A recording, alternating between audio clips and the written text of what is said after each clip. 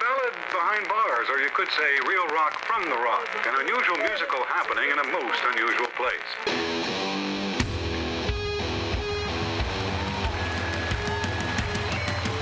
From the world-famous Blackbird Studios, it's the Rave X podcast. And now, Rave X. Hey now, thanks for tuning in, guys. I'm your host, Rave X, a demon on wheels. Welcome to a very special episode, a monumentous episode, the Rave X podcast, episode 50. A little show I like to call Closure. And we're going to get into all that, man. But first of all, let me just say thanks to everyone who tuned in, who listened, who hit up the Bandcamp site, the YouTube site, people who given me feedback in the comment section, all that. I love it, man. This has been going on for about 2 years now, maybe a year and a half. My little podcast that I do out of the world-famous Blackbird Studios. And you know, I think it's pretty good. Some of you actually like it. And there will be more to come. But we're going to get into that later. Anyway, Rave X Podcast episode 50, Closure. Now let's talk about what I've been doing. A couple of weeks ago, man, I decided to check the interweb, see if anyone needed a good bass player. I am a good bass player. You guys know that, right? And I found an ad, and it seemed good, man. The person who put up the ad, I could tell from how he worded things that he wasn't a douchebag. So I answered the ad. We've jammed twice now, and it's going really good, man. The project is called Choose Your Power. And when you listen to the CD, and you listen to the whole album in its entirety, you will understand why it's called Choose Your Power. It talks about a lot of things that are going on for just the everyman in sort of modern day, right? But that's going to come later. So I answer the ad, I go down there, and I tune. Now, he tunes to B. Now, if you're a musician, you understand. Standard 440 tuning is E-A-D-G, right, for a bass. But a lot of people like to drop that E down, so it's your second string. You've got a low B, which is like, if you ever listen to Korn or Scissor Fight or any of those really low, you know, that's a low B going on. I never really mess with that, really, because that's kind of, I don't know, I felt like that was for other people, so I'm kind of giving it a try now, which means you're kind of transposing music differently on the fly while you play. But you know what, as I said before, man, I can do anything, and I think it will be okay. So I love this music. It's original, but it's also kind of throwbacky. It's metal-ish, but it's also has a little bit of a grunge thing to it. And there are songs that are just straight-up rock songs. Now, anything could happen, right?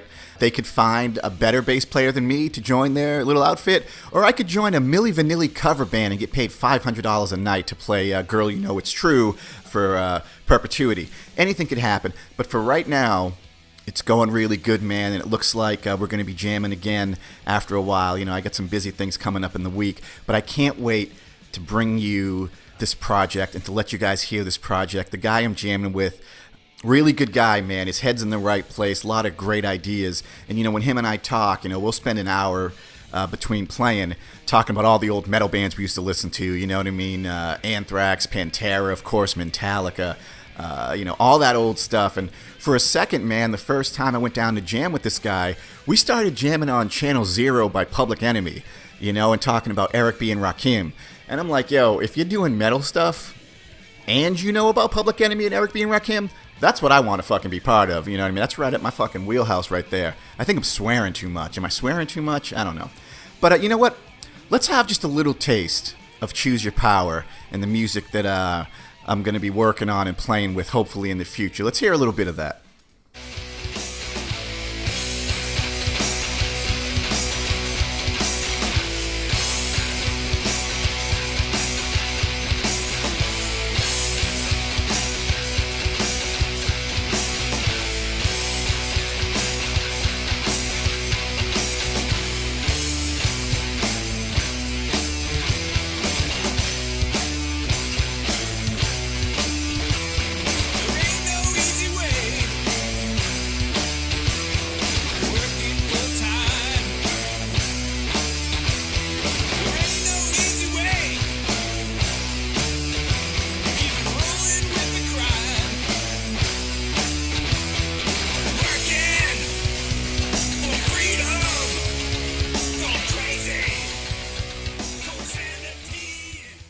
You hear what my man's talking about? There ain't no easy way, baby. Sometimes the only way out is through, all right? Yeah, I like that a lot, dude. It's got good groove, it's got good bounce, and that wasn't even the best song, man. The best song's got some hardcore. Yeah, it's really good. Anyway, it's a lot of fun, man. And, I had a dude who I was jamming with. We used to do cover songs about, I'm going to say 2 years ago, and this dude kind of douched out on me because he wanted to stay at home and play video games. Never heard from the guy again. He unsubscribed to my channel, deleted me from Facebook, because I dared ask him to show up to a place that he said he was going to show up and jam. And I just been doing my own stuff for the past 2 years, man. Rave X Volume 7. Rave X Volume 8, it's still going to happen, kids. It's still on the back burners, but I got a lot of, spinning a lot of plates right now, But anyway, Choose Your Power. I'm jamming with them on bass. It's coming out soon. Look for it. And it's really funny, man, because I would sit on my couch watching my 4K TV, binging shit on Netflix going, I wish I had someone to jam with, And it's really funny how you can go from wanting something and doing nothing about it to putting foot to ass and getting up and doing what it takes to make whatever you want happen. Now, this isn't a motivative type show. You guys know that, man. But I like to share little tidbits of wisdom that I come across, and maybe it will help something, help someone out. If there's something you want to do, man, get up off the goddamn couch and go do it. You only get so many days, weeks, months, and years in this lifetime. And a lot of people I know, man, they just spend their time sitting back going, I wish I could do this and I wish I could do that. The second I got up and did something about it, before I knew it, I was jamming with a dope band. So there's something to be said about that, man. Just, like Nike says, just do it or whatever. Anyway, the reason why we call this show Closure is because where these guys rehearse is in my old neighborhood, man. A neighborhood that I used to live in for about 6.5 years. And a lot happened in that house, man. You know how sometimes you'll live in an apartment for like 2 years, nothing happens, you move out. You don't feel like you have to go back. And sometimes you live in a place for 6.5, 7, 8, 9, 10 years. And a lot will happen there, man. And I remember when I moved into this apartment that's right around the corner from where, I'm jamming with Choose Your Power now. I moved in there right during a breakup and getting a new job. So it was end of a relationship, new job, new apartment. It was a lot of things to juggle at that time. And I remember feeling a little overwhelmed, to be honest with you. You know what I mean? Because there was nothing constant. There was nothing stable at that time. Lived there, had some roommates who at the time were cool. I don't talk to either of those guys anymore because they're like children. They have the brain of children in the body of men, incredibly narcissistic, self-absorbed douchebags. And they both douched out on me. One of them was the guy who wanted to stay at home and play video games and not jam. And the other one is just a horrible human being. But there was a time where it was like a really good time. We would hang out. We all played the same video games. My other roommate played guitar. I was playing bass at the time. And, we would all hang out in the kitchen, have drinks, get along. And it was a good time, man. After a couple of months, I was dating another woman. That went well, and then it wasn't. Dated another girl who I was with for about 4 years in that building, that apartment. Got a new job. A lot of positive things happened. I feel like I grew up and matured a lot for these 6.5 years that I lived at that apartment building in another part of Brighton, sort of across the pond from the world-famous Blackbird Studios. That was it was a heck of a time, man. It was like the best of times and the worst of times, but a lot happened there. And when I was moving out of there, these sort of 6 months to a year before I finally moved out, I was ending that 4-year relationship. It was just crazy. It's crazy. Life just throws so much at you. And all you can do is try to juggle it, But the point is, I left that place. My old roommate was there. He was a total douche, didn't help me move, didn't want to come see my new place because he was super bitter. And this guy was like in his mid-30s, real childish behavior. And to be honest with you, man, I never went back to that place. I left a lot of shit in the basement, guitars, comic books, and stuff. Never went back there, man, So it was 6.5 years and then snap. No reason to go back there, My old roommate would come over here every once in a while, but then he stopped coming over here. We had a falling out. The guy I was jamming with would come over here and we'd jam, and then there was a falling out. So there was nothing really tying me back to that area, and there was really no reason why I had to go back there. So when I see the ad for that band, and they, he told me where he rehearsed, I was like, oh, my old neighborhood. So the first rehearsal we did a couple of weeks ago, I said, let's do 2 o'clock on a Saturday. Cool. I got there at 1. And I went to this local bar, man. I'll put some pictures up on the YouTube video for this. A bar that I have gone into hundreds of times, man, because it was right around the corner from my house. It was the type of sort of neighborhood Irish pub, when there was nothing going on a Sunday. You and your buddy, your roommate, whatever, you could just go walk over to that bar, have a few pints, put something on the jukebox, play darts, and then walk back home. It was like a block from my house. And I remember going there with my roommate when he was a cool guy. And, talking to a couple of attractive young women, you know what I mean? And just having fun and buying drinks for everyone. And we'd go play baseball, then we'd come back to this bar and we'd all have drinks and shots. And I remember I was there by myself one day on a Sunday, and this really drunk Irish guy comes up to me. And I had my sunglasses on because the sun was coming through the window, hitting me in the face.